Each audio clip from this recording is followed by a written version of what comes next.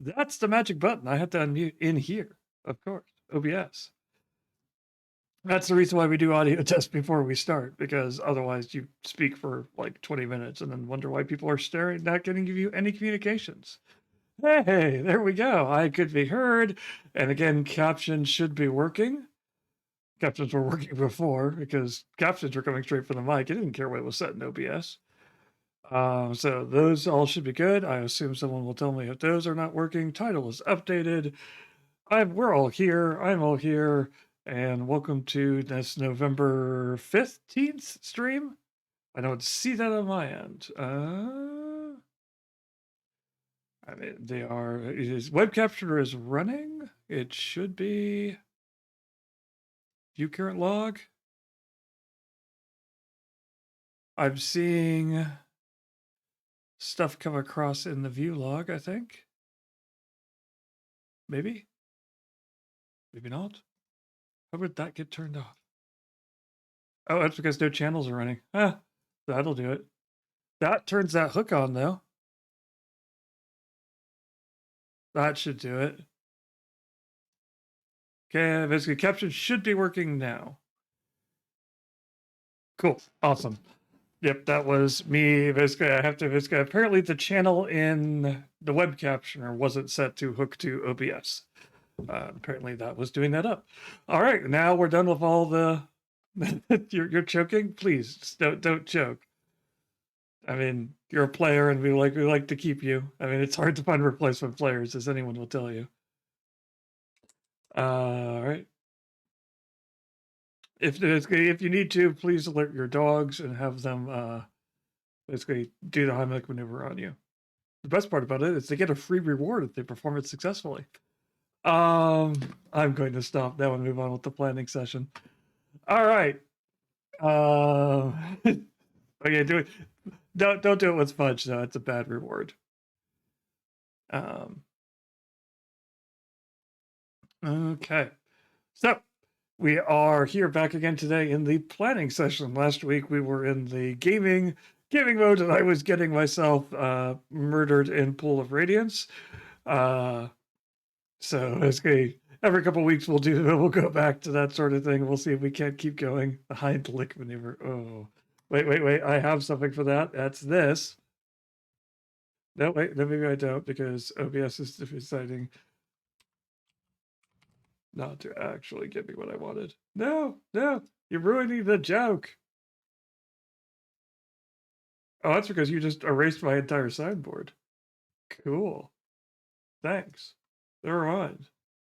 I have nothing for you. Well, cool. I thought it's Steam basically voice mod for some reason apparently updated, and when it updated and relogged back in, it decided that having my actually having any of my settings. Wait, come on. Wow, yeah, they're just changed a whole bunch of stuff. Just got removed or added or otherwise just removed. Just I have to re-add all those and all that. Okay, cool. All right, moving on. Back to planning. Voice mod. Voice mod is a add-on which allows me to do virtual, basically essentially create a virtual mic and then run things through the virtual mic. However, it has decided today to just not exist, so we'll just move on. All right, so what we are planning today. No voice mod, I had installed it. Yeah, that basically it seemed like a good idea at the time until it just deleted on me.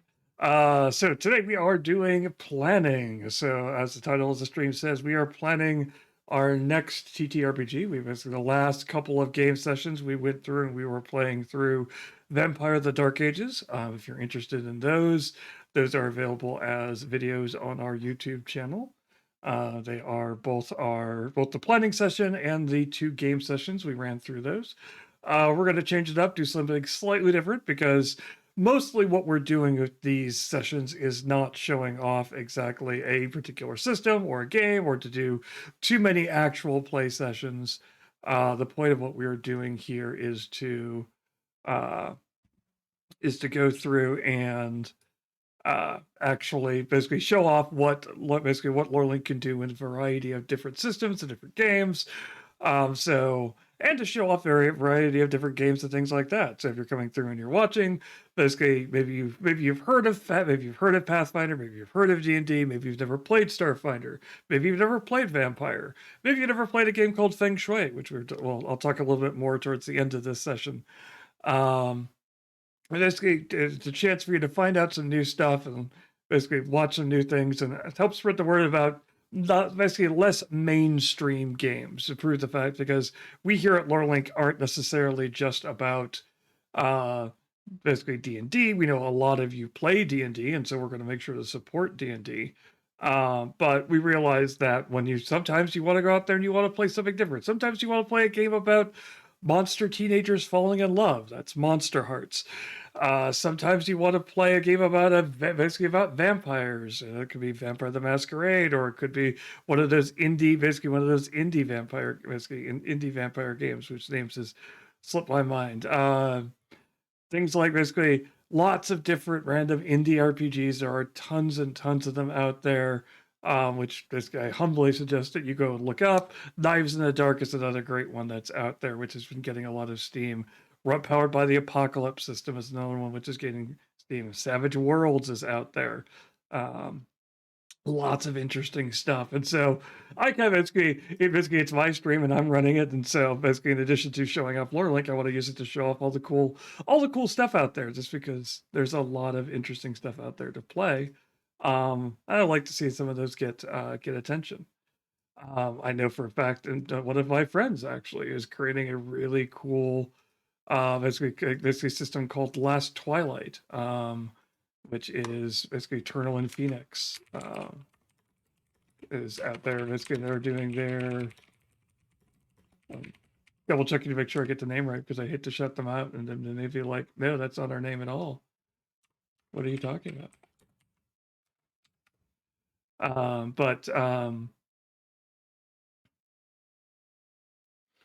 Yes, and they're basically the Twilight Age. That's the name I'm looking for. The Twilight Age. Thank you. Cool.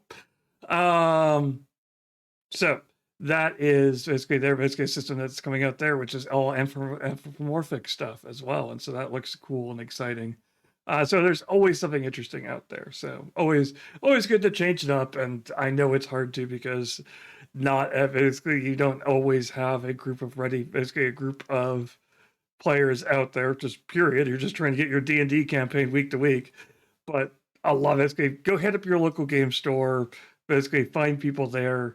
You will find out that there are tons of people out there who are looking for stuff. And that what might be the problem is the fact that they don't have somebody who's willing to GM. That's actually one of the biggest thing. I think I saw a news article go by on that one, the big problem D&D is starting to have is there are so many people who want to play D&D and only so many people who want to GM D&D. And as such, but you start to run into kind of a supply and demand shortage. And a lot of that is because of the fact that DMing can be scary, because it's essentially being given control of this giant world, and being told, all right, your players are going to come running at you with all sorts of crazy ideas and things like that they want you to keep track of. And you're going to be like, I don't have a head for all of that. I can't keep track of who is in a relationship with who, or where these locations are, or what's going on, or what happened. I can't even remember what happened last session, or what happened with that. There's no way I could do an entire campaign. And that's what stuff like what we're trying to do here with Lorelink is that we are trying to help encourage people to be able to be like, hey, basically building a campaign out doesn't have to be a giant, scary, epic thing. You don't have to sit down and create.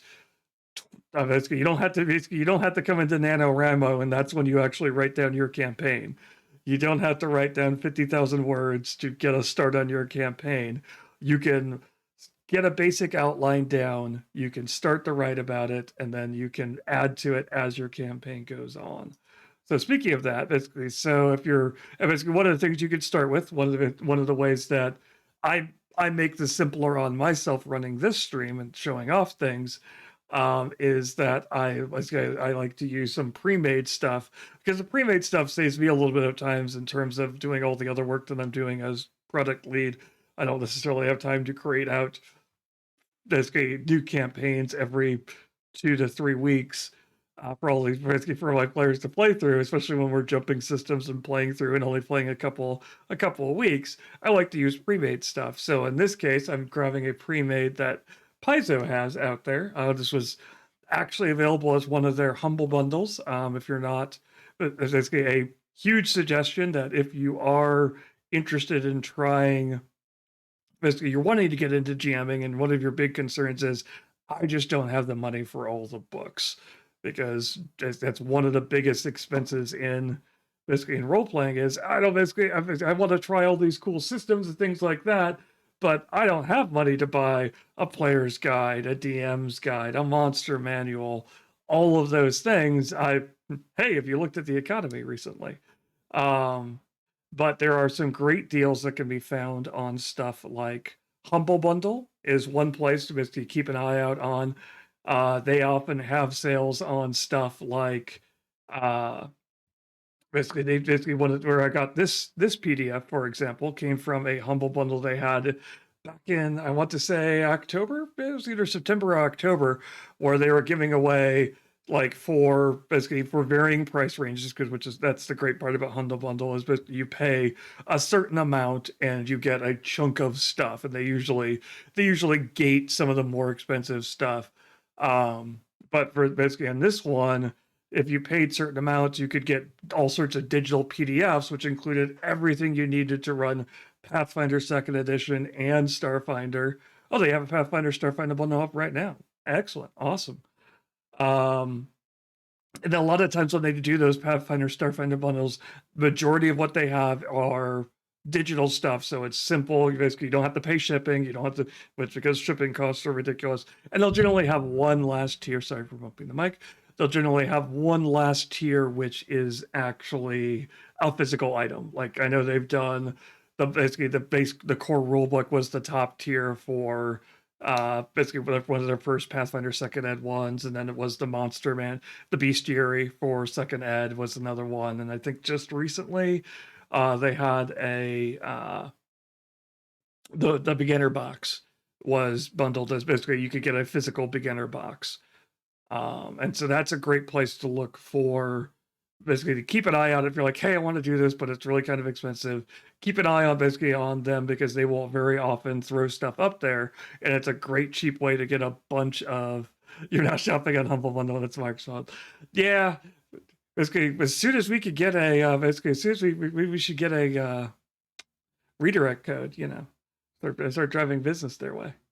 Um, Yeah, Humble Bundle is a great site. I mean, I've got way too much stuff on there. They're part of the reason why I have a probably oversized Steam library.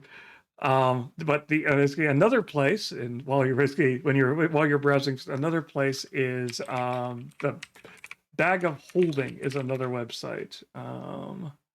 Wait, no, what is it? Is it Bag of Holding? I'm going to have to. Um,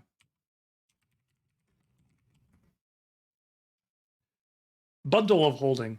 That's the phrase I'm looking for. Bundle of Holding is another great website, which is somewhat similar to uh, basically somewhat similar to Humble Bundle, in terms of they are a site where you buy at certain levels and you get certain amounts of stuff, um, and that gives you basically the ability to essentially buy into a system for a relatively cheap price, because they will provide you, like, for right now they have travel. One of the deals they have up is the Traveler system, which is a fun, basically, whereas Starfinder, what we're working on right now, is a kind of a space opera type. Think Star Wars, where your your science fiction has some other fantastical elements mixed into it. Like Star Wars has the Force, Starfinder still has some magic and some, basically, some gods and religion and kind of hanging around in the background. Traveler is your dear goodness, basically, if you want the hardest sci-fi you could ever imagine, Traveler is the system to give that to you. Um, Basically, Traveler, I know, but essentially can range from like early editions of Traveler would have character creation that was so realistic that your character would actually die, could actually die during character creation, and you would start off with just I want to make a character, and by the end of it, you would end up with something random. If you decided I'm going to become a Navy captain, well, sorry, you flunked out of Navy school because you got your left arm blown off and replaced by cybernetics, and so you flunked out of school because of that. And now you're a merchant, now you're in the merchant marine, and you failed out of that, and so you lost your left eye, and now you're basically you're the best you could do is you're a deep space scout, and that's your character now. Oh, okay, cool. Glad I didn't have any expectations. Um, but I know more recent editions have toned that back a bit, but it's still a very definitely a hard science fiction, closer to what you're thinking, what you may be thinking of the old privateer games. I'm going to go to this planet. We're going to buy some stuff. We're going to get from point A to point B, fight off some pirates along the way. And when we get there, we're going to sell that stuff and make a profit. And that's how we're going to keep the lights on in our spaceship. Um, that's what Traveler is. So that's what they have. One of their deals right now is that. So that's another great place to go to and keep an eye on. If you're like, oh, I want to get into the system, how do I get into basically? But I don't want to pay all basically full price for everything. That's another great site to get it to. Um, so that's a basically so that's how basically that's a long way of saying, hey, again, jamming doesn't have to be scary. A lot of what a lot of people consider roadblocks or walls in the way of jamming, um, that are basically somewhat easy to overcome if you look around. And basically, we're trying to provide another way of that just to make life a little bit easier, make life a little bit smoother for GMs, because essentially GMs are the ones who have to be part of basically have to guide this, steer this ship around. I was having a conversation the other day at my church actually, and our pastor actually is like, "So what's this D&D?" He's a relatively young pastor. "What's this D&D stuff around?" And I'm thinking, "Oh boy, here we go. Basically, this could be one of those conversations that goes one of two ways because it could basically has he heard from a bunch of older people who have told him D&D was this satanic ritual you performed in your basement, and basically, or is he seeing stuff like Critical Role where it's that?" And so I'm like, okay, with a quick 30-second, basically one sentence explanation of what D&D is and role playing in general, is that it is uh, basically improv drama with random elements introduced by dice. That's it. That's all GMA basically. And your job as a GM is essentially just to be the referee in this improv game that's coming. That's being played. Your job is to keep things moving, keep pushing. When D&D first came out, yeah, it was a miniatures game. It was 100% a people who played historical Napoleon, basically Napoleon at the Battle of Waterloo games, wanted to do something in a more fantasy vein, so they created rules for that. And then people wanted to create. They're like, well, okay, that's cool. We can have fantasy armies marching each other, but what if we've read lots of cool books like Tolkien and things like that, and Conan, and we want to be more like those. We want to have more individual adventures with more individuals rather than entire armies. Oh, okay. So what if we shrink the miniatures game down so we can do that? Um, we can do that, and so that's what D&D started off as, and so it's a very much it was designed for people who wanted to go punch monsters in the face. But since then, it has definitely developed into basically, like I said, an improv drama. It is more of people having adventures, and basically sometimes it's comedy, sometimes it's very serious, sometimes it is dramatic. It can vary back and forth depending on your table and depending on the situation. But that is what role playing is. That's what role playing is there for. And so, as a GM, basically GMs are just basically you're helping move this along. You are it shouldn't, basically, GMing should never be seen as the, well, everybody else wants to play, so I guess I GM. GM should just as much be an active participant, an active player, as it were, at the table, they just have a slightly different role. You should still be having fun. You should still be trying to, basically, you're still interacting, you're facilitating fun at the table as well. So it does take a little bit of a slightly different mindset. You can't just show up on game day and be like, okay, let's go, let's see what happens. Okay, you can do that. There are games that do that. There are essentially GM-less systems, like Fiasco being one of the more famous ones. But if you're doing an actual, basically, if you're doing more of a campaign style, like the GM's job is to plan a little bit, put a little bit. I need to stop hitting my mic. Plan a little bit ahead of time, set up situations, throw their players into them, and then between the dice and the players, you kind of guide the situation and let it go. So, like what we're looking at here, this is the Great Grav Train Robbery.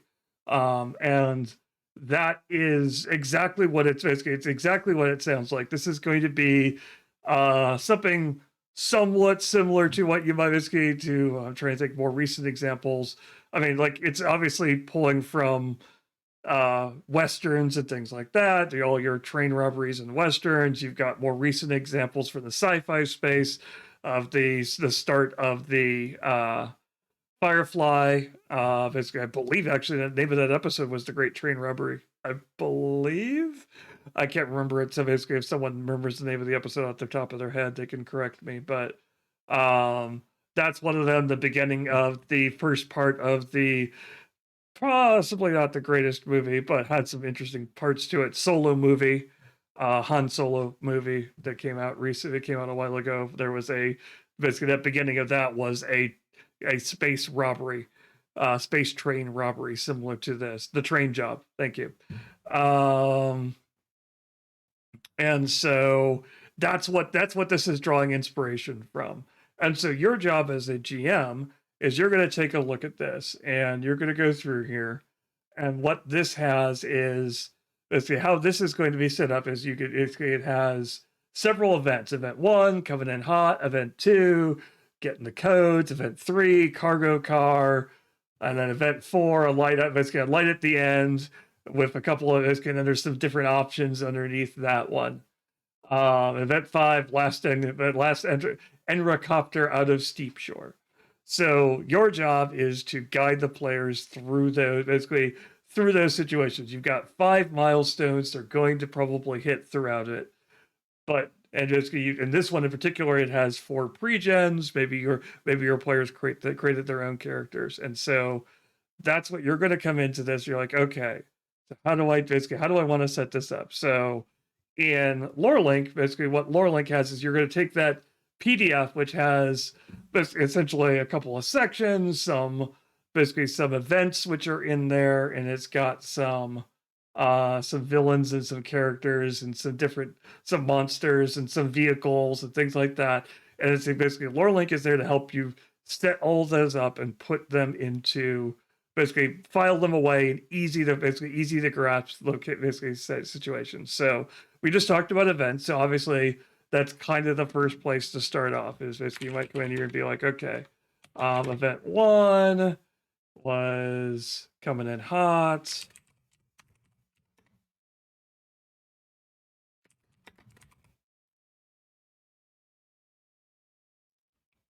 And this is dropping on the train. So that's our first event. And event 2 is getting the codes.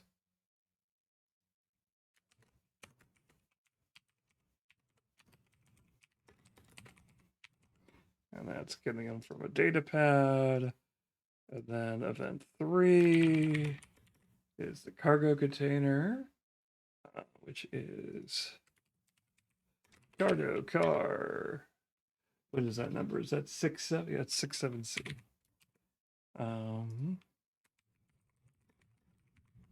This is getting the loot. Let's actually sort those by name. Thank you. And then, oops. Event 4 is, which one was going to event 4? A light at the end, that's right.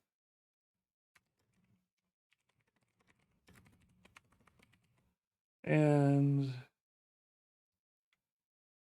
underneath that one, there are like 3 different events. So we'll go ahead and put those in as different options. Event 4A, get out of dodge. So we gotta randomly capitalize.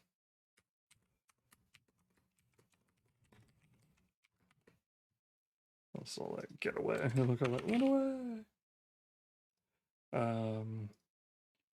We'll have event 4B, which is guns blazing, guns a-blazing.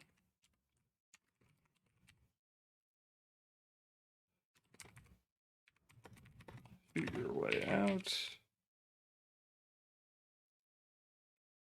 And then event 4C is going to be play it, be cool.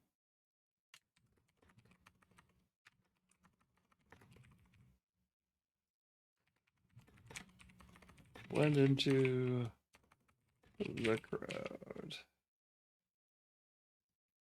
And last major step is just the epilogue, which is enter a counter out of steep start. I'm just going to copy and paste that because if I attempt to spell all that, we'll be here all day. Of course, it's going to give me a weird capitalization version.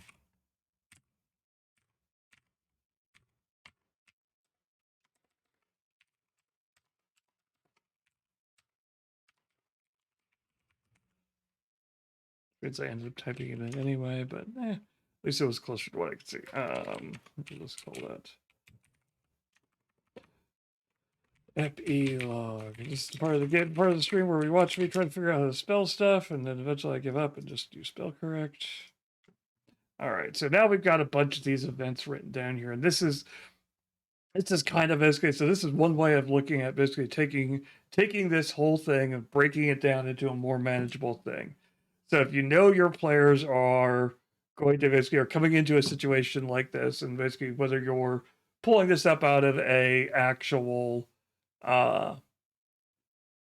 basically out of a module or you're planning out anything, you can take just about anything, basically just about any situation your players are going to be in to break it down into events like this, make it manageable.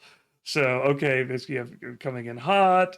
Basically, maybe if you're wanting to like in a more basically especially have a blades in the dark type situation or any heist type game where you're like, okay, the players are going to come in here, so you have the entrance, you have the getting the keys, you have basically getting to the treasure, getting the loop, and then getting out.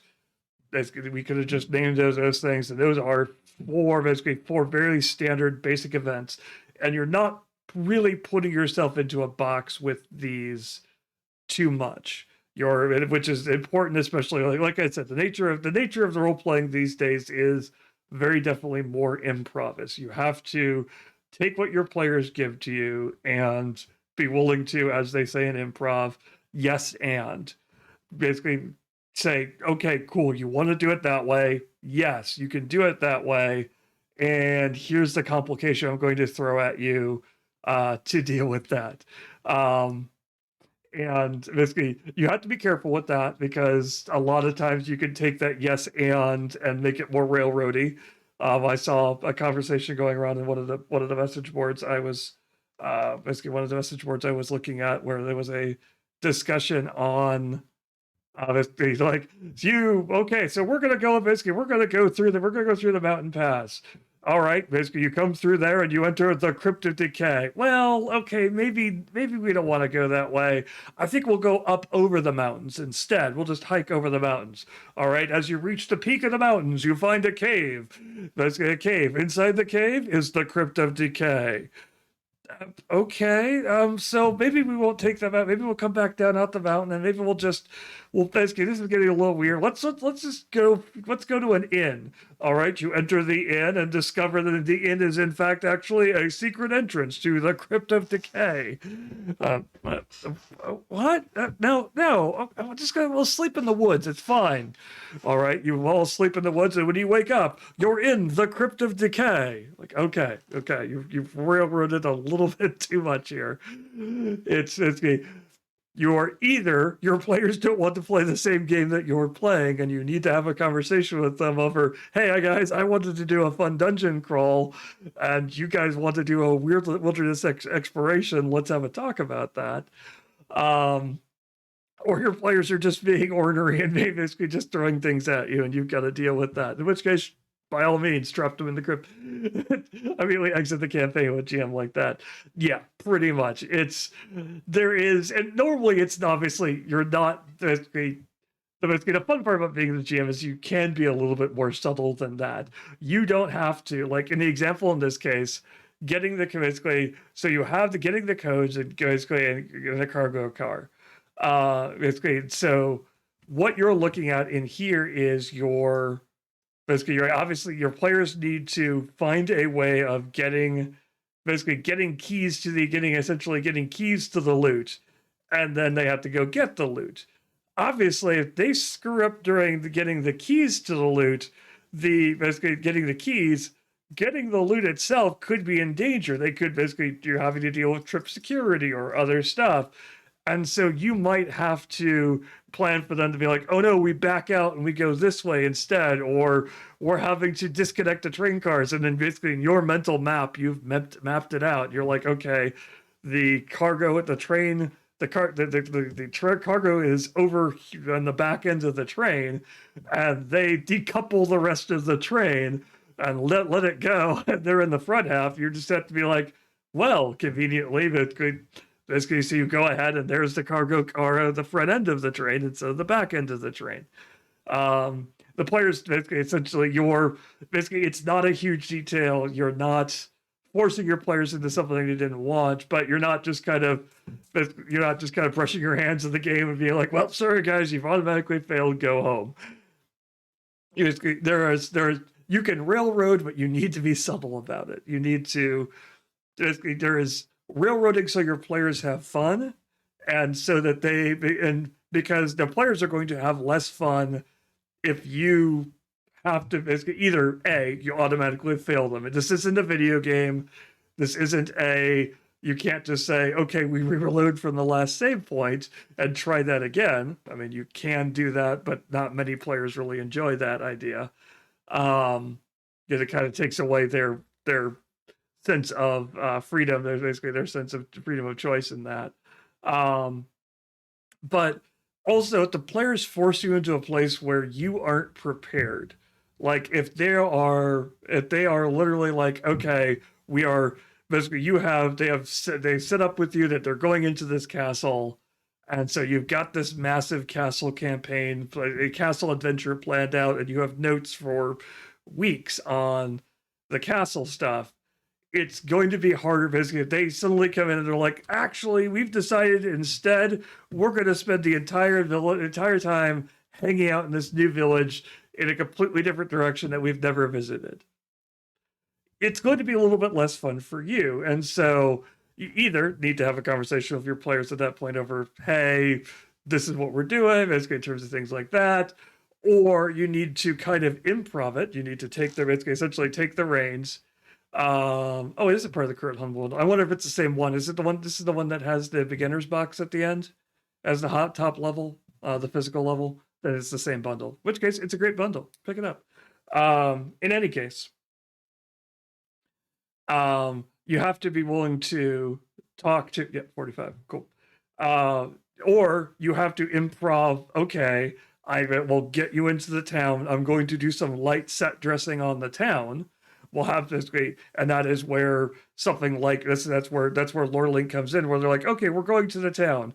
All right, now I need to come up with a town, quickly create a location in here, so you don't have to, much like I quickly created this event, you don't have to give them a lot of information. You could just be like, the town of Townsburg. Cool. There's a quick thing how you describe the town. Rough and dirty streets. Line, basically, rough and dirty buildings. Line the single, basically the single street going through the center of town.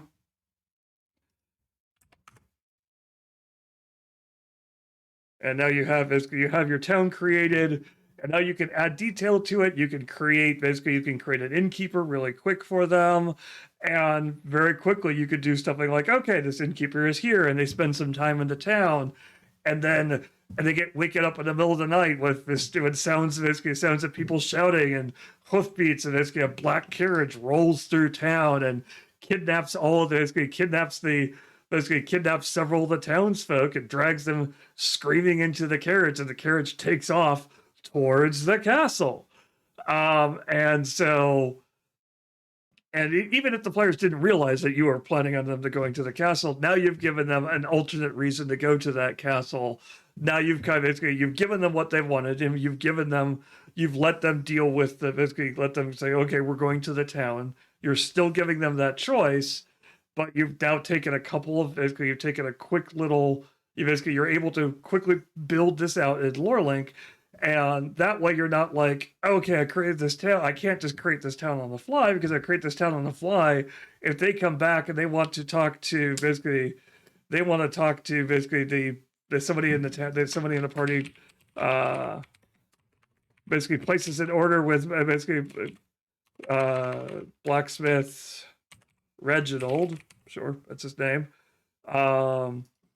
Basically, you want to be able to remember when the player says, "Oh, hey, I want to go back to that blacksmith in that one town. I was going to get my stuff. Can I still basically?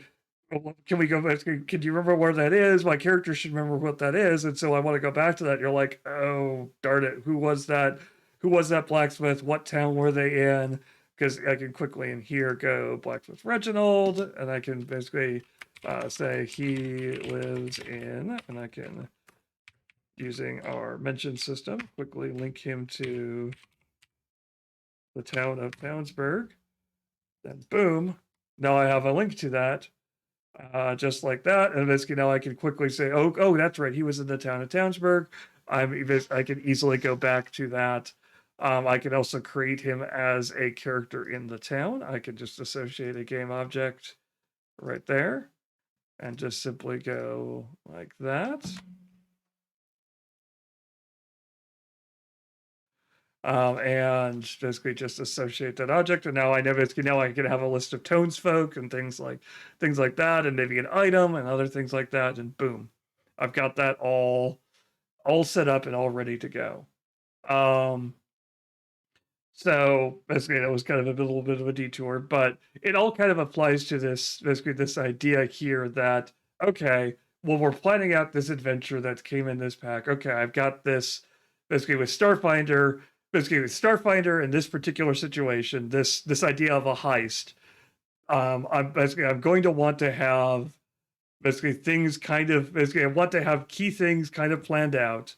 Like I want to know the general sequence of events, which is basically what this is here. I want to have certain key things linked to certain things. So for example, for this one, I'm going to, farewell Reginald, I'm going to have to get rid of you. Streamlabs, you're kind of noisy. So let's go ahead and so let's create the characters we need for the first part where they're breaking into the train here. So we've got a couple different figures here. Let's see here. Let's get some names for these people.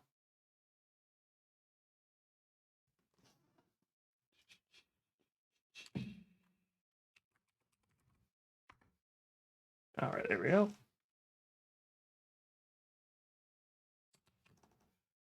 We got this guy. Streamlabs these days because the rest of them are typing enough. True. That might be it. I just don't remember that Streamlabs notification popping up as often in previous ones. Maybe I'm just not paying as much attention in chat. Actually, I think it. I know what it is. You are being noisy enough that it is seeing that the capture one is on 20-minute cycle. Okay, maybe each word. I feel like we're getting flooded here. Luckily, we don't have Nightbot set up to actually stop and yell at people who flood the chat. So you can get away with this. Oh no, my mods are fighting. It's terrible. This is a.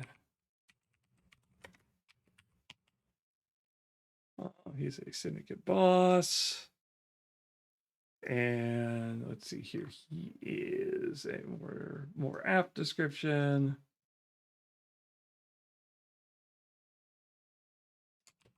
And so he's a Lashunta. And so currently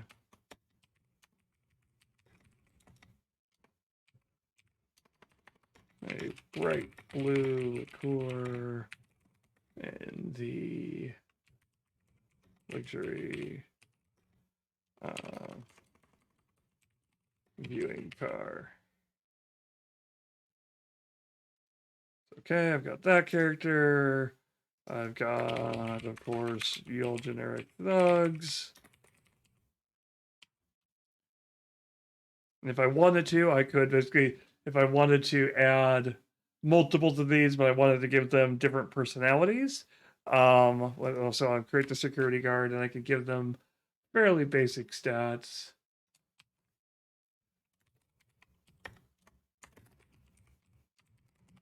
Call them thug bodyguards. Here's some basic stats for them. I can save them. Now, if I wanted to, like if I just wanted to put them in here as security guards because I'm just looking for the basic level of information I have in here because that's all I really want to do is when I reference them when I'm in the VTT and I want to look up this game. Maybe I'm not doing this in the VTT or maybe I am. I just want to be able to look up a quick thing on their stats, like what equipment do they have, or basically how many hit points do they have base. So I don't want to have to look up other stuff. And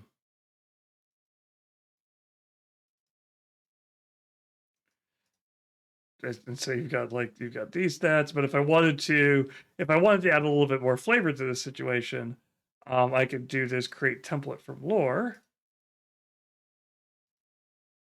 And so now I have a security guard template as well. So if I go back to characters, you'll see that I have security guards up here and security guards down here. Now that I have a security guard character, though, I could change this one, and this one could be Thack. And I could say Thax also has basically we could add a description where go after magic first. Now I can save that. And then I can go back to my character list. Now I have Thack as one of my thug bodyguard. And then if I wanted to, I could create another bodyguard and call him Thud. And I could do that first. Like that. I could change his name to Thud and say that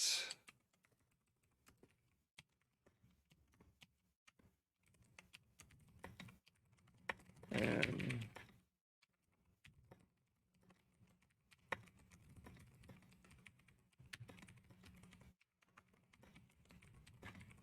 one last press.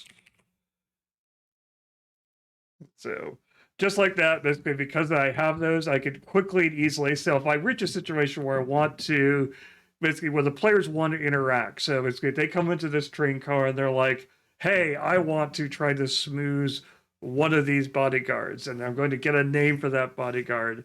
And so you're going basically. So I'm going. You're basically using the template feature. I can quickly spin it up off of the generic bodyguards I had planned, create a template for them, and then give them name. It's going to give them a name, and so now I have a name for it, and I can make notes about.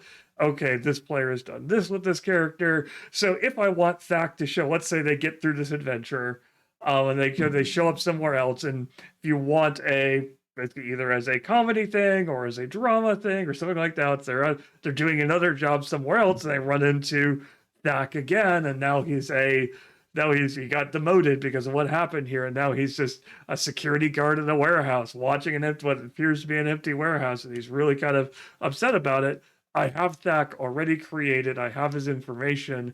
Basically, and it took me only like basically less than a couple of minutes, and I can still be talking and running the game while I'm doing it, and that lets me create that relatively quickly. And I can then capture that information and use it again later, so that essentially, if I need a thug and I want to throw one in there, and I wanted to make the world feel more like a world, because a lot of times you run into when you run these things, much like when you're playing a video game, if every generic NPC you run into is just a person who has one line of dialogue, and then you never see them again, it feels less like a world and more. It feels more like a really old school video game where you don't actually have people. You just have basically text boxes you're interacting with. If you're like, oh, okay, but basically the GM remembered that Thack existed. He remembered that this character seduced him, or basically, or pickpocketed him, or made him look bad in front of the boss, or whatever. Um, and now they might have a grudge, or maybe they're happy. Maybe they bribed them and slipped them some money, and now they realize they're like, oh, hey, this guy helps my career out. They basically made me look good or something like that. Now you can make your world feel a slightly more lived in, and you don't have to do a bunch of work looking it up. You don't have to do a bunch of you don't have to spend a lot of time searching, flipping back in pages and things like that. All of it's right here. You can filter it. You can find it. Um, you can quickly search for it. If you need, you can obviously, when we're setting up this event here, we're going to come back to this event for getting the codes. Actually, we need to add one more. Let's add one more character really quickly here. So obviously, pictures are worth a million. Basically, pictures are worth 1,000 words and all that. So you want to add a picture to it. Let's go to Starfinder. Again, I'll actually show the process here in a bit, but basically, I've already uploaded some of these. You have images already uploaded. You have your alt text already created for them. You can just quickly add that in. And so now you have an image of that to go along with you to help remember what he looks like. Maybe so you can.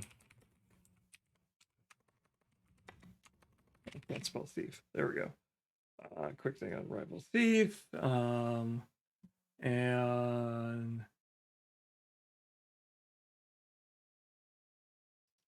we'll just save it, leave it at that. There's a lot of background information on that one. And so now you have all of that information, and now I can quickly go when I'm sitting on the event, I can just add those. I can add Royce. I could add the security guards, or I could add Thack and Thud.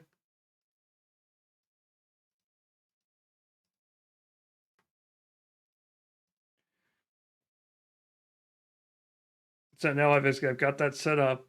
I've got the information. I can then copy into this scene. I can add a little bit more details.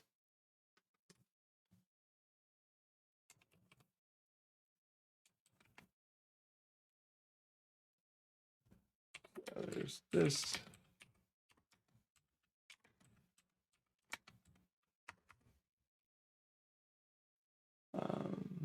And then there's basically, I can add a whole bunch of additional. Let me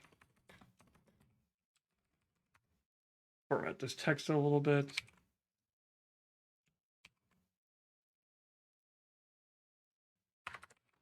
So I can have all the information I possibly want about how the situation works, and I can break this up and make it look formatted. I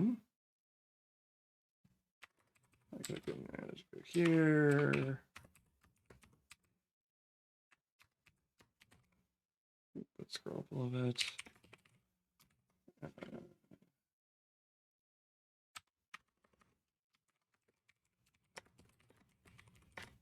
I can describe this as a entry point. Let's go ahead and make that a level 1. Let's make that a level 2 heading. So baggage our entry point. And then call this section as the luxury passenger.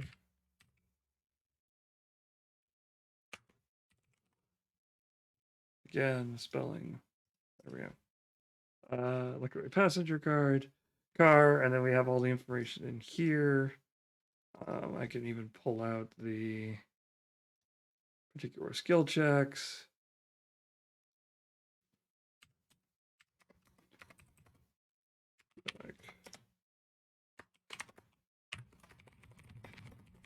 Pull that is going to get a data pad. And you can see down here, this is a preview. Basically up here, I'm typing in a lot of markdown and things like that, so I can see exactly how this is, basically how this, I can, markdown will allow me to do formatting and highlighting and things like that. And then down here, you can see how it will look like when I'm actually in view only mode. Let's save this really quickly and show you what view only mode. View only mode is basically a quick way when you're actually running the game and you want to just the information. You can see that basically view only mode. However, you can still add notes and other stuff like that.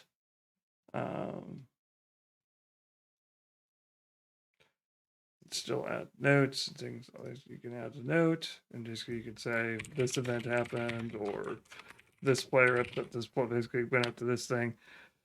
So you can have that situation set up relatively easy and quickly. And so that's how basically, so that's how you can set up these events and get them all, basically get the events in here. And those events are basically essentially you're going to break this up and you're going to put a little bit of information into each of these events as a way of keeping track of how the entire system works out. Basically how the general scope of how we want to see this basically see this going, and you can have all of your events in here, and if you want to basically say, okay, this event basically triggers off of the next, basically leads to the next event, which is the cargo car. So you can easily go basically link between those. If we go to the cargo car, basically you can treat the cargo car as two different things. Obviously, if you wanted to, you can have the cargo car as a location. So let's just go ahead and add another location on this one. Let's get a parent location of the Grav train itself, just to make life a little bit easier. And basically the reason why I do that is because we may want to have certain things about the Grav train, basically that are uniquely inherent to the Grav train. That's what this child description section child description is for. It's for adding notes that you want to have on everything in that location. So for example, basically if you want to keep track of the fact that basically every car is 10 feet tall, is let's see here, how wide are these train cars? I think they're 5, 10, 15, 20 feet across. Cool. 10 feet tall, 20 foot across.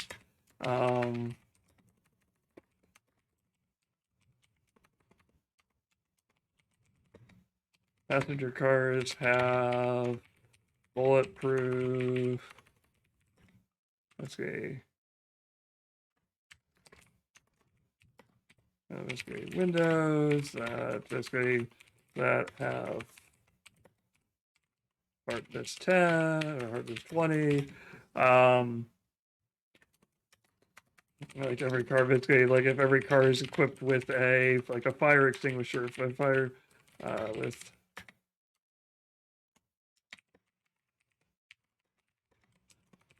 fire suppression gear, that will can't spell suppression. There we go. That will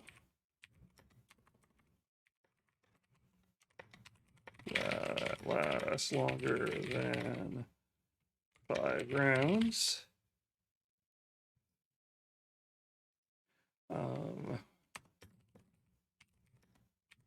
Security.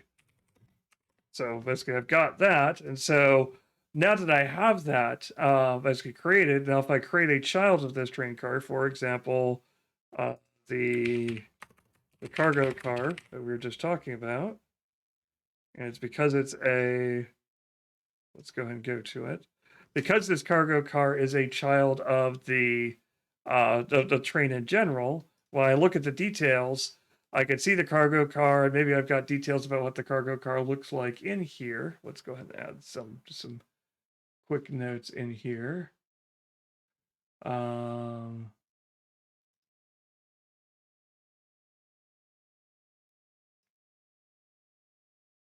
Let's do that. Those line breaks. Copy that in.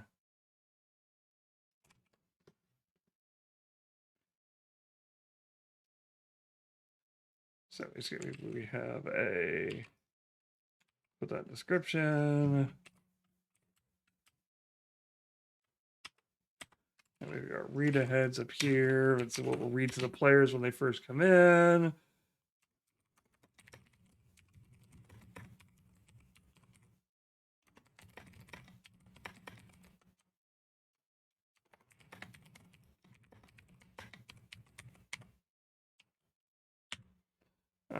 This is crates.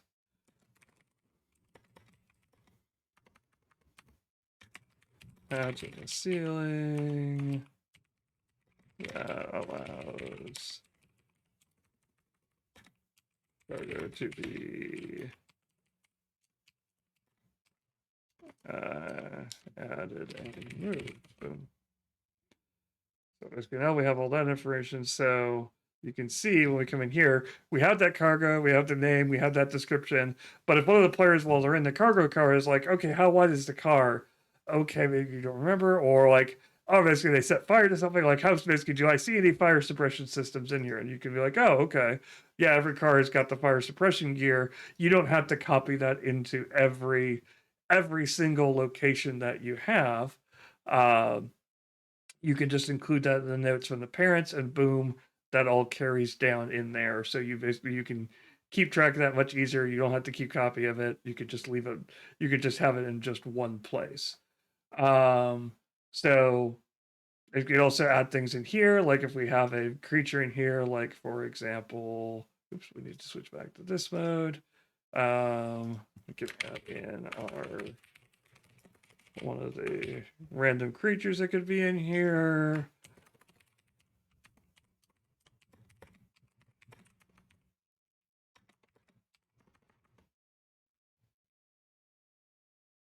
Save that, and then we can add that to the location. So we can just quickly add in. So if we want to have like, oh, there's a monster in this room of some sort, we can quickly add that in. Actually, we can. I think I've got an image even for that one. Oop. All right.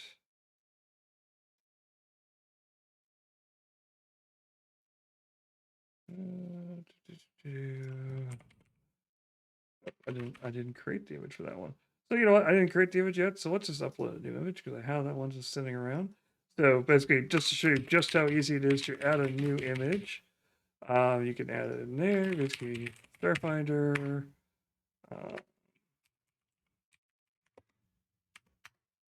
Starfinder Bestiary. Eel. Okay. The large oversight seal.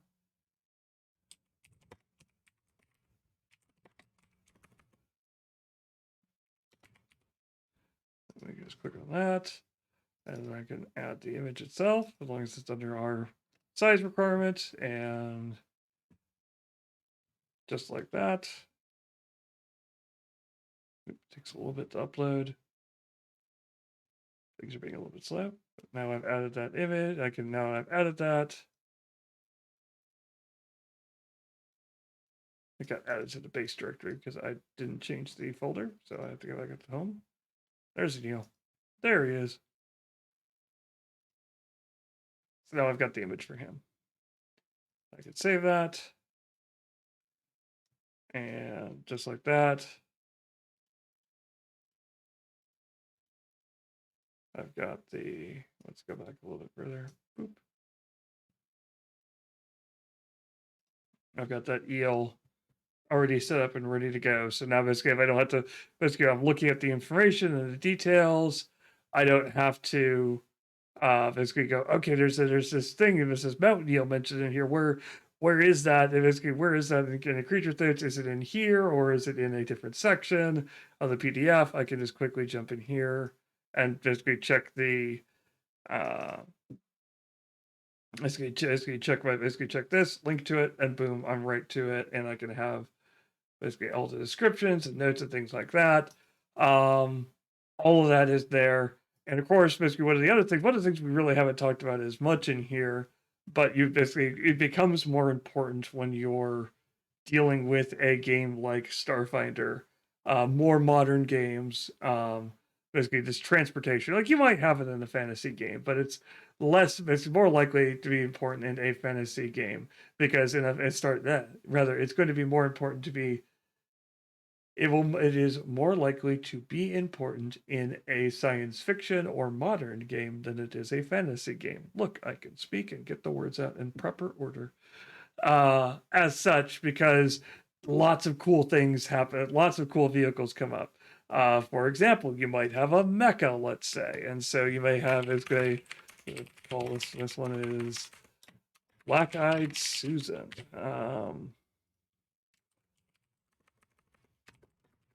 Warmech. Let's give her. Let's pick a mech image for that one. Go with that one. Boop. Go ahead and create that just so we can get to a slightly bigger page. And so here's the basically, so we've got this, we want this as a separate thing for transportation, because a lot of time when you're dealing with these things are going to have really different rules for what they look like. And you want to separate those out so you can remember, okay, what type of mechs do they have on both sides? What spaceships did basically the players have a particular spaceship, that you're going to want to create that spaceship in here, and we'll break that out as transportation, just so you don't get that, basically it doesn't really fit into any other category. It's not really an item. I mean, it is, but it doesn't fit in quite as well into that category. They're separate things. So it's basically things like basically like that. Maybe you've got some cool cars that get driven around, some basically, or maybe some hover cycles or things like that. So let's go ahead and add those in. Like how I copied them in and promptly deleted them.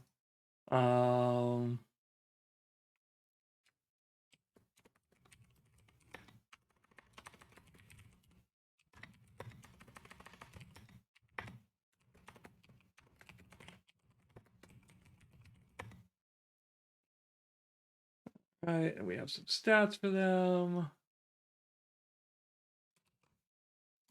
Just like that. And boom, now we have those. Maybe there's another. Basically, maybe there's some helicopters that could show up, or space helicopters, which are different. So we'll I can't type in that direction. There's the name Enricopter is just Enricopter. Maybe it's supposed to be energy helicopter. I'm not as familiar with that particular piece of Starfinder tech as I am some of the other ones. But apparently there's an Enricopter in this adventure. So that's well, one of them, of course. That's good. Because, of course, you have a channel buffering. Really? I am in the red. Huh. I just noticed I'm kind of flapping between red and yellow. I've got a 2% dropped frames. So I'm back in the green now. Yeah.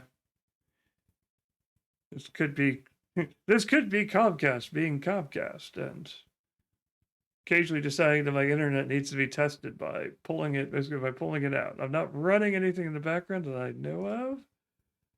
Let's actually close down some other windows just to make sure.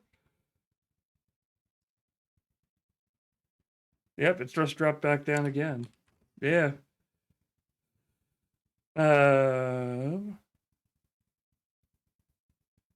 It does kind of feel like something is eating out my bandwidth. Well, we don't have too much longer to go, so we'll kind of try to. Oh wow, it just dropped down to like 21 kbs. Ugh.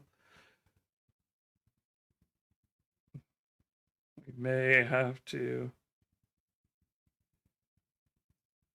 Let's see here. I have that. I have that. I don't have anything else. Nothing else is cropped up, which is suddenly downloading and eating my bandwidth. Outside of Chrome. Huh. Well, I will. Oh, there it goes again. Of course. Ugh. I'm recording this. I'd say basically I'll just basically keep talking through it and then the recording, but basically I'm not recording it locally. I'm recording it. I download the recordings afterwards, which means like right now, for example, I'm not actually talking. Cool.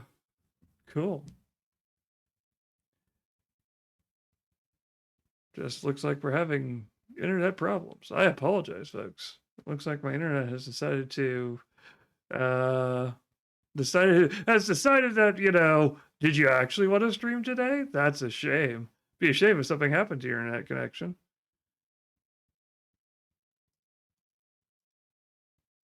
Well, all right. Well, we're pretty much reaching the end of this, and so rather than keep trying to force through this, I'll wait for this to try to get back to actually being red.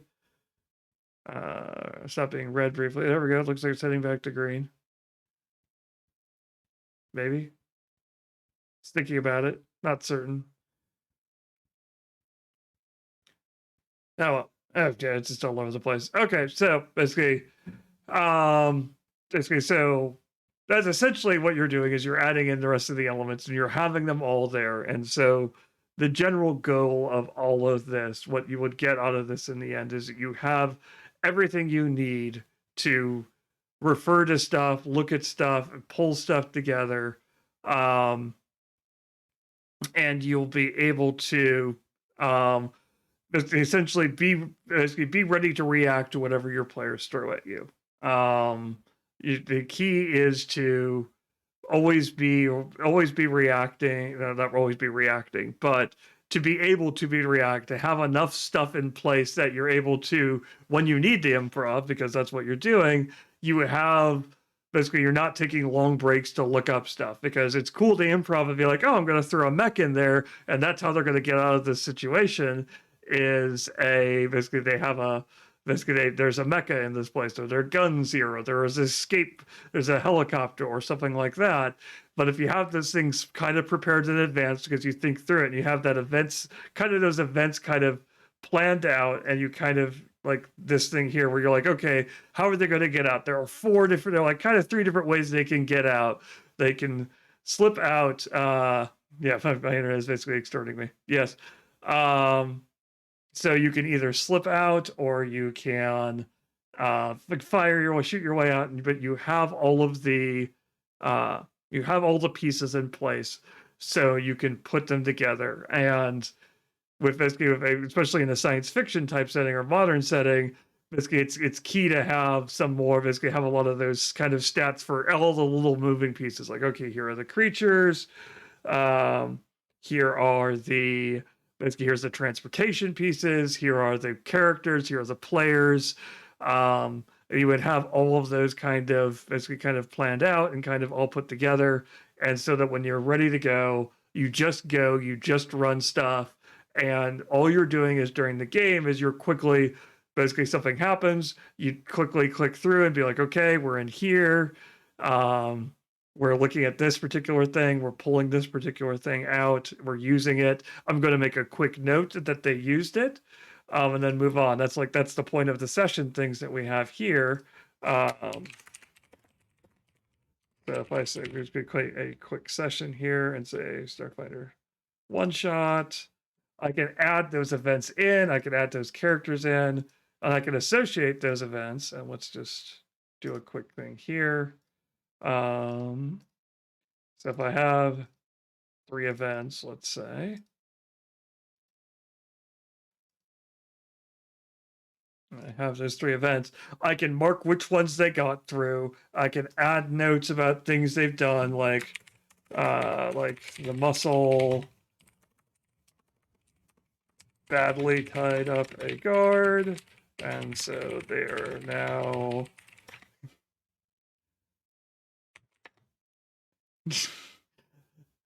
that comment, basically, like, my brain can't process the fact that that Red Green show is technically younger than Firefly, and I just, there's a modem dial-up sound going on inside of my head to show how old I am, to try and process that thought. I just can't.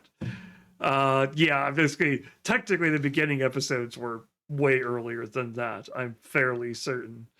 But the fact that technically it ended after Firefly ended is a weird thought to have. That is technically a more modern reference. It's weird to think that Yakety Sax is technically more modern reference than Firefly. Yakety Sax is Red Green show, isn't it? I'm fairly certain about that one. And so in any case, so back to this thing. Basically, so you're making notes on the session and you're jotting it down really quickly. Benny Hill. Okay. Benny Hill thing. Okay. Yeah. Benny Hill shows a different reference. Thank you. And so you're making those notes. You can check off which ones they've done. And then when you come back in, so if you don't get all the way through it in just one, you're done ahead. You're basically, you don't have to, at the end of the session, you're not frantically writing down a bunch of things. And then hoping you can read those notes later in whatever scraps of paper you wrote them. You have them all here, they're all available, and you're ready to go. Welcome. And so you've got that all set up. And so basically running a system like this, you have basically, it's the key for running a heist thing like this is to be prepared, because your characters are going to come in with a plan, and half the fun of every single heist movie you see. That's kind of really what we're kind of talking about when we're looking at this particular Star Trek, the Starfinder adventure. It's got a little bit more transportation and things like that because it's a slightly more modern setting, but it's a heist, as it were. And so the key to running it is, because every heist movie there's the beginning planning session. Sometimes they leave that out, sometimes they flash back to it. Blades in the Dark has an awesome system about flashing with flashbacks as a game mechanic. We'll get more to that when we plan an adventure, which I plan to do at some point with Blades in the Dark. But you have that beginning session where they set everything up, and then there's the actual execution, and the execution always has to go wrong in some way. There has to be some tension. Something has to happen, and the players have to deal with that complication. And that means you, as the either you have set up that complication in advance, and that's what you need the notes for, to look at it and then take whatever plan they give you and fit it into that complication, or the complication is something the players provide to you by something they do themselves, whether it is basically you're 100% certain that they'll be smart and clever as they break into this building, and they instead throw a rock through a window and go in that way, and you're like, do you guys not know that glass break sensors are a thing? Okay, so now the complication is the police are coming in. Police response time here is 10 minutes. Now you have to execute your plan in 10 minutes. Go. And you're having to deal with, okay, now I have to plan for basically for police and things like that, and I have to basically I should have some notes set up for what do the police look like, how does a shootout with the police look like, how does that affect things, how could they get away, et cetera, and have all basically, again, it's all about having that improv and that yes and situation already set up to be like, yes, you did that. Basically, I'm slightly misusing yes and. I realize yes and is that you agree with whatever they hand you and then keep going with it. In this case, it's agreeing to whatever complication they give you and then going along with it, rather than just saying, okay, no, basically, rather than they say, I want to throw a rock through the window, you say, no, you're an idiot. You wouldn't your character would never do that. And shutting them down and being like, no, you go through a door instead. You'll pick a lock, or you go through a window because I planned for those things. It's okay. You've done that. Here's the results of what you've done. I need to be able to plan for that, deal with it, and then add those notes into the system, and process them and be able to keep track of that. And so if we do have to stop halfway through, I have good notes on it. And if they want basically, or if we get through it and I have to keep track of future consequences with they tied up a guard and knocked them out, or they killed a guard. Okay, so now are they wanted for murder on this particular case? Are there people, or maybe they're raiding a mob boss's place and they kill somebody. Because when you're dealing in a more modern system, it's kind of interesting in the fact that whereas your more fantasy-based systems, death is just kind of something that happens. You murder your way through a dungeon, then you're done. You go home. You cash in the treasure. You sleep at the inn. You wake up and you go murder your way through some other place. In a more modern system, you murdered somebody. Now that there's a body here, what do you do with the body? Because someone is going to be upset to find a body here. Is it going to be is it just if you're dealing with a more urban hunter type thing? Is it basically people are going to react badly to finding an actual monster here and they're going to freak out about that? If it's a more noirish settings, is it the fact that people are going to be like, hey buddy, you can't just kill a cop and leave him here? If it's basically if you're bad guys and things like that, now the police are basically, now you're basically, if you're bad guys or good guys, now basically the law is after you. Or is it the fact that even if it's not that and you kill a mobster and things like that, and you just mobster, not monster, mobster,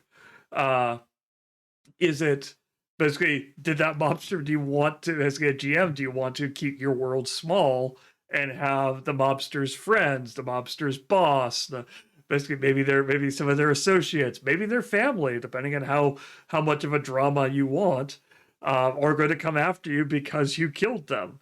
Their actions have more consequences now, and that only really works if you can keep track of those things and you basically keep notes and you keep an eye on them.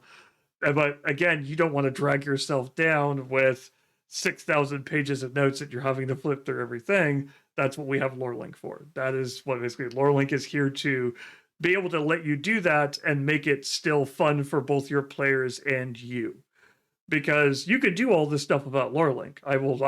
I in no way will basically attempt to stand up here and say you cannot run a game without LoreLink. As much as I would love that to be true from a financial standpoint, that would be absolutely terrible from a actual industry standpoint.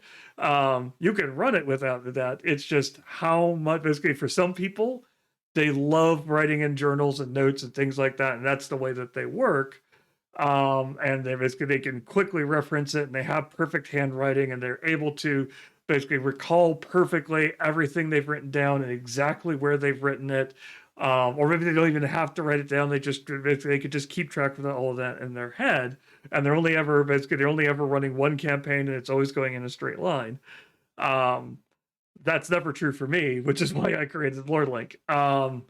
It's the idea of the fact that as you go on, your burden's going to build, and it's going to be less fun for you. And that brings us back to the beginning of what we talked about at the beginning here, in terms of basically that is a barrier to a GM, basically a barrier to getting somebody to switch from being a player to being a GM. Is that idea that GMing is too much work. It's too much of a hassle. It's too much stress. I don't want that. I want to just play and have fun. And that's the point of Lore Link, is to let the GM be as much of a person who has fun at the table as any one of the players. And that's kind of the point. And so it's going to kind of wrap all this up. If you're interested in the Lore Link, there will be more stuff here on this channel. Basically, if you want to know when that stuff happens, basically we've got Streamlabs just told you the fact that we be every Tuesdays at 6 p.m. We're here. If you're terrible at remembering things, there's a follow button right here on this very website that will actually remind you when we go live, and we'll let you know, hey, cool, these people have gone live. I want to hear more about what they've done. You can just pop in there and click the follow button, and that will do that. If you're listening to this at a later point and you're on the YouTube channel because maybe Tuesdays at 6 p.m. don't work for you, you can subscribe to our channel on YouTube, and when I get around to downloading and uploading videos and putting subtitles and all that cool stuff on them, you can watch them there, and you'll know when they get uploaded to that website. If you're like, hey, I actually want to give I want to give this Lore Link thing a shot, I want to know more about it, you can go to our website, which is also linked conveniently in the chat. You can go there. You can basically sign up for our newsletter, which will give you more information about what we're doing and all features and cool stuff we're adding. You can join the alpha, which will give you early access to the system and let you start looking at it and maybe start adding your suggestions. Because as much as I love to sit here and pontificate over various things and the right ways and wrong ways to do things, I am one GM amongst many. What works for me may not work for you. And so we need other people to come in and tell us, hey, cool, I like what you're doing here, but I really wish that events look like this, or locations could do this, or I want to be able to add these features and things like that, and that will make it useful to me. And that's what I need when I'm recording all this stuff down. Cool, let us know, give us feedback, give us testing. Basically, we're always seeking to improve it, and we will listen to your feedback and basically add it in, and then we'll have a better product that'll work for more and more people in more and more systems and more games. And so if you're one, basically, so in terms of next Tuesday, basically we will be continuing this. We'll be actually playing out this adventure. So we'll see what happens when this group basically tries to plan a heist, and we'll see what complications they throw at me and how I have to improv as they basically either shoot their way through or suave their way through, or maybe they just sneak their way through the entire thing. We'll see what happens. But if you want to find out what it is, come back here next Tuesday. The week after that, I'll be back with more. Basically, after that, I'll probably be doing some more tabletop gaming. Basically, Tony's going to be the muscle. He's playing an octopus muscle. The actual race of it, basically, I can't remember off the top of my head. But if you want to know what it looks like, I can show you in the images here really quickly. He's playing this guy. I mean, come on, you want to know what this guy does. And so basically, come back and you can watch that. After that, we'll be doing more gaming. It'll either be cooperative gaming with some of my other Lore Link people, or it'll be single player gaming where I basically possibly continue to stumble through Pool of Radiance. After that, we'll be in the holidays, and we'll be doing something a little bit more festive, a little bit more cheerful, basically a little bit less drama filled than than this, and I'll be talking through how I'd implement a much more over the top type system like Feng Shui, for example. How would I plan out and run a game in that system? And that'll bring us through December. What is that? I mean, it's the muscle. That's what that is. I mean, it's a muscle that has guns and other things. Also not certain. It looks like it's got like another set of eyes up here too. I'm not certain why. I'll have to look into that. And that will bring us into the new year, and we'll see where that brings us when we reach that point. So in any case, if you've stuck through all this, thank you for listening, whether you're listening to us live on the VOD here or on the YouTube channel. Thank you as always. And we will be back later. Have a good night.